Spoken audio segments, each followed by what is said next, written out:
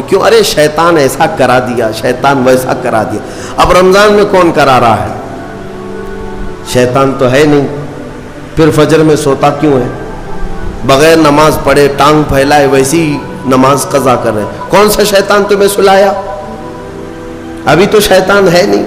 برادران ملت اسلامیہ، السلام علیکم ورحمۃ اللہ وبرکاتہ۔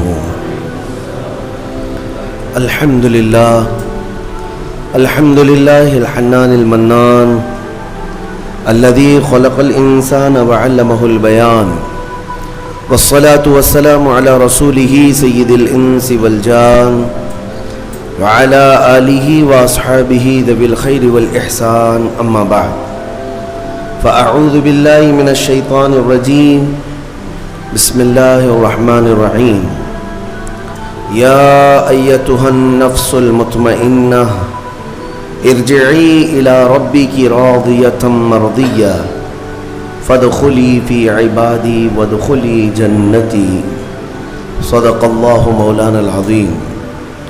بارگاہ رسالت معاب صلی اللہ تعالی علیہ وسلم میں درود پاک کا ہدیہ پیش کریں۔ اللہم صلی علی سیدنا و مولانا محمد معدن الجود والکرم وآلہ واصحابہ الکرام وابنہ الکریم وبارک وسلم صلاۃ دائمۃ سرمدا ابدا۔ عزیزان گرامی وقار، رمضان المبارک کا پہلا جمعہ ہے۔ اللہ عز و جل اس کی سعادتیں، اس کی برکتیں ہم سب کو نصیب فرمائے۔ رمضان کے آتے ہی ہر مومن کا ایک ریہرسل شروع ہوتا ہے، ایک تربیت کا خاص وقت ہے رمضان، کیونکہ قرآن میں رب تعالیٰ نے فرمایا یا ایھا الذین آمنوا کتب علیکم الصیام کما کتب علی الذین من قبلکم لعلکم تتقون، اے ایمان والو تم پر روزے فرض کیے گئے جیسے کہ پہلے والوں پر بھی فرض کیے گئے تھے۔ وجہ کیا ہے؟ لعلکم تتقون، تاکہ تمہیں پرہیزگاری حاصل ہو، تاکہ تم تقوی والے ہو جاؤ۔ تقوی اور پرہیزگاری یہ اتنی ضروری ہے تمہارے لیے کہ جس کے لیے ایک مہینہ پوری تمہاری تربیت کرائی جا رہی ہے۔ یہ تقوی کیا چیز ہے؟ میں آپ سے اگر کہوں کہ یہ بنیاد ہے تمام اعمال کی، تقوی جو بھی عمل کریں آپ، تقوی جو ہے یہ بنیاد ہے۔ تقوی کا مطلب ہے اللہ کا خوف، اللہ کا خوف، یا جو بھی عمل کرتا ہو وہ صرف اللہ کے لیے کرتا ہو، یہ تقوی ہے۔ اور یہ ہر عمل کے لیے ضروری ہے، ہر عمل کے لیے۔ نماز میں تقوی ضروری ہے، روزے میں تقوی ضروری ہے، حج میں تقوی ضروری ہے۔ آپ دیکھیں حج کا سفر جب کرنا ہو تو رب تعالیٰ نے فرمایا وَتَزَوَّدُوا، توشہ ساتھ میں لے لینا۔ سفر پر جا رہے ہو حج کے لیے، ساز و سامان توشہ ساتھ میں لے لینا، لیکن ساتھ میں ہی کون سا توشہ اچھا ہے؟ یعنی روٹی، سالن، چاول یہ توشہ، کپڑے لتے، حاجات یہ توشہ۔ خود رب تعالیٰ فرماتا ہے فَإِنَّ خَيْرَ الزَّادِ تَقْوَى، سب سے بہترین توشہ تقوی ہے۔ یہ تقوی کی ہر جگہ پر اللہ تبارک و تعالیٰ نے تاکید فرمائی۔ اب میں آپ کو بتاتا ہوں یہ رمضان المبارک جو ایک مہینہ تمہیں تربیت کے راستے سے گزارا جاتا ہے، کس وجہ سے؟ تاکہ تمہارے دلوں میں تقوی آئے۔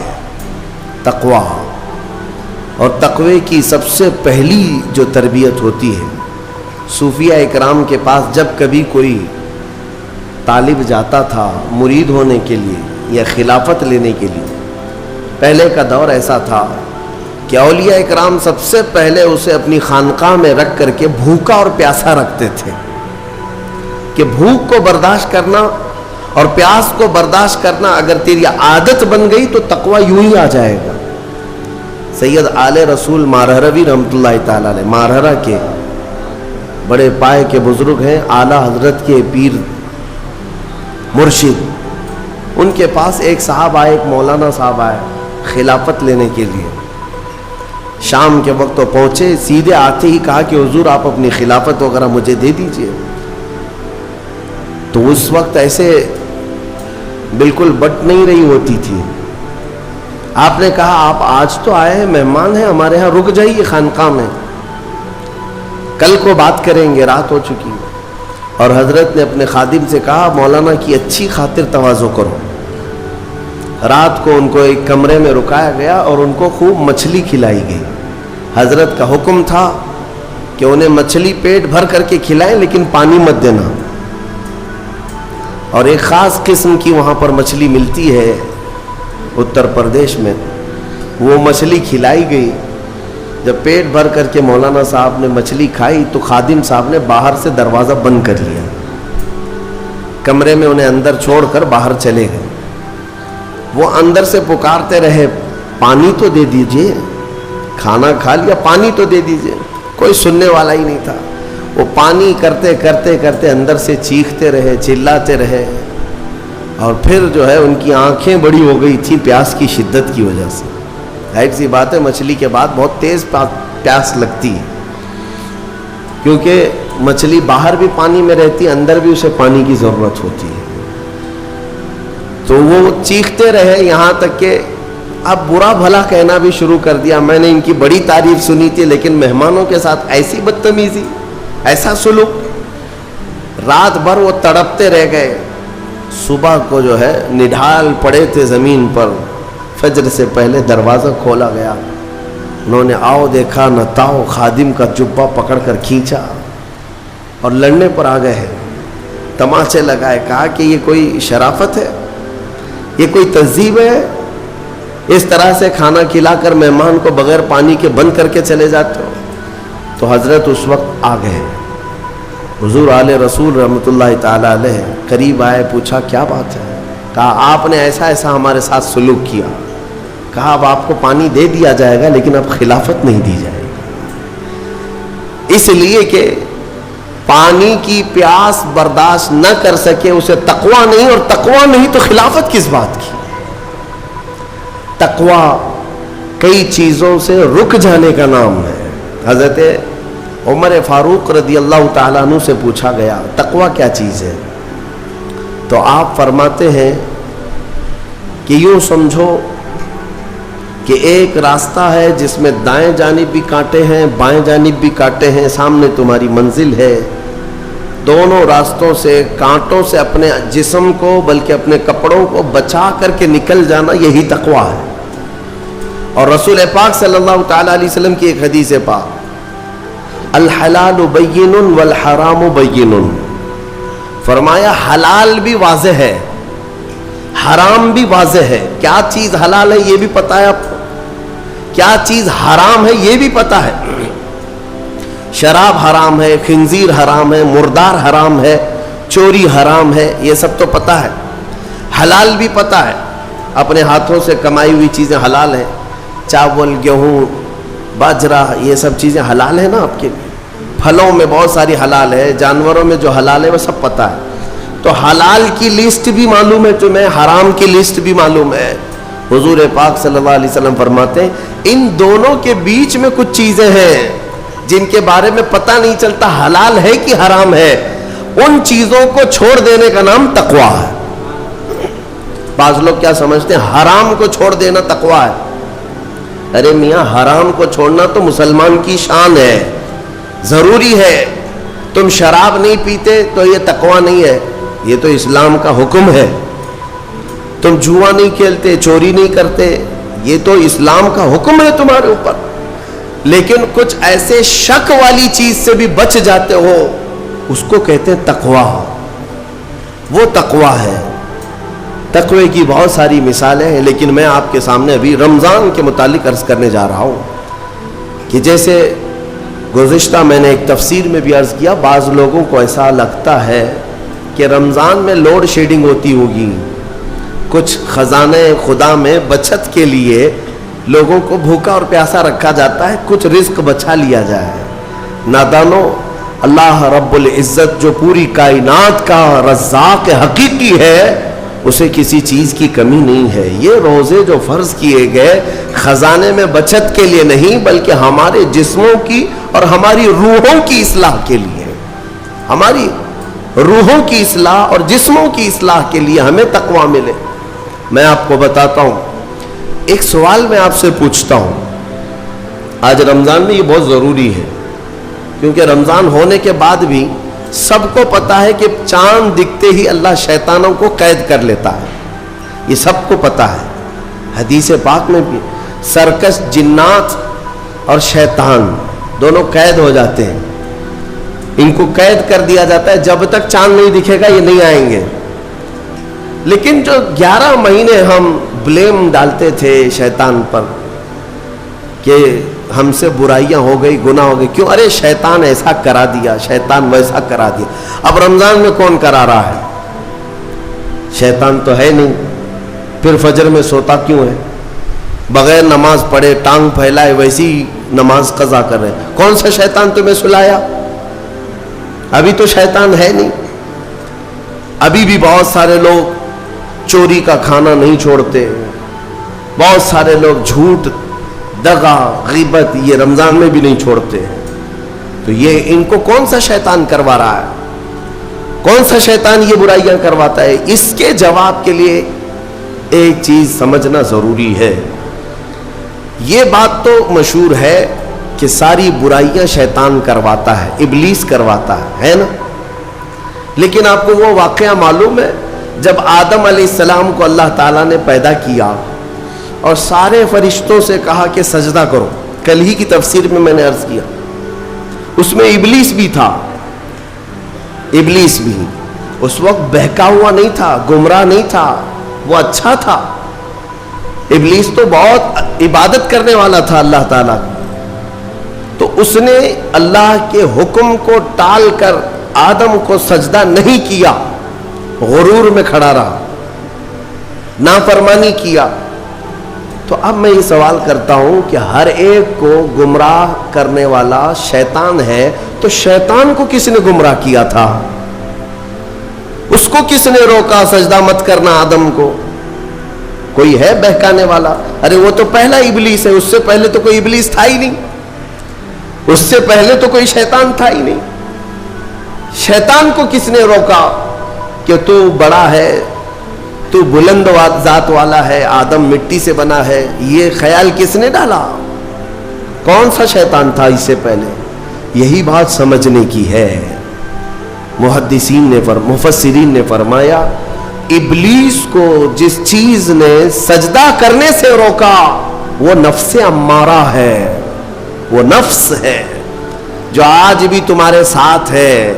ہاں شیطان تو قید ہو جاتا ہے رمضان کے شروع ہوتے ہی، لیکن نفس تو ساتھ میں رہتا ہے۔ اب پتہ چلا کہ رمضان میں جو کچھ بھی غلطیاں یا کوتاہیاں یا گناہ کچھ لوگوں سے سرزد ہوتے ہیں تو یہ نفس کے پجاری ہیں، نفس ان کے ساتھ ہے، یہ نفس کی غلامی میں آ گئے اور نفس کے شکار ہو گئے۔ اسی لیے قرآن میں اللہ تعالیٰ نے اپنے رسول سے بھی یہ فرمایا اَرَأَيْتَ مَنِ اتَّخَذَ إِلَٰهَهُ هَوَاهُ أَفَأَنْتَ تَكُونُ عَلَيْهِ وَكِيلًا؟ اے رسول کیا آپ نہیں دیکھتے کچھ لوگ ایسے ہیں جنہوں نے اپنے نفسانی خواہشات کو اپنا خدا بنا لیا ہے، اپنی خواہشات کو اپنا خدا بنا لیا ہے۔